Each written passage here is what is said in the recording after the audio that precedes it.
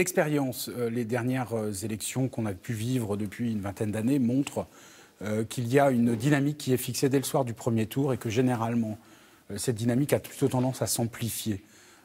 Et donc, il est à craindre que la gauche qui a été mise en difficulté ce soir... Il faut des événements politiques très forts. Plus. On se souvient de Jean-Louis Borloo parlant de TVA sociale face à Laurent Fabius et ça avait créé un électrochoc. Et on avait vu l'inversion, c'était lors des législatives. Et finalement, la gauche faire un très bon deuxième tour après cette déclaration. Il est quand même rare que les campagnes entre le premier et le deuxième tour influent véritablement sur le résultat final. Et la réponse...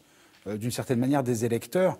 Le message des électeurs, on a entendu beaucoup ça ce soir, on l'a entendu, on va le prendre en compte, etc. Le problème, c'est que ce n'est pas dans une semaine très courte, où il y a en plus des négociations sur le terrain, etc., qu'on va lancer des réponses nationales, des changements de politique, des annonces de remaniement éventuellement. Et ce que l'on va voir en outre, me semble-t-il, c'est que, alors que chacun essaye de relocaliser le scrutin, on va voir immanquablement tout un ensemble de prises de parole pour dire il faut tout changer, il faut basculer tout, etc. Et donc il va y avoir du temps gage. Est-ce qu'il peut y avoir un changement du pensionnaire de Matignon? Non, parce que le président de la République a toujours fait en sorte, quel qu'il soit d'ailleurs, François Hollande comme ses prédécesseurs, qu'il n'y ait pas de changement à chaud.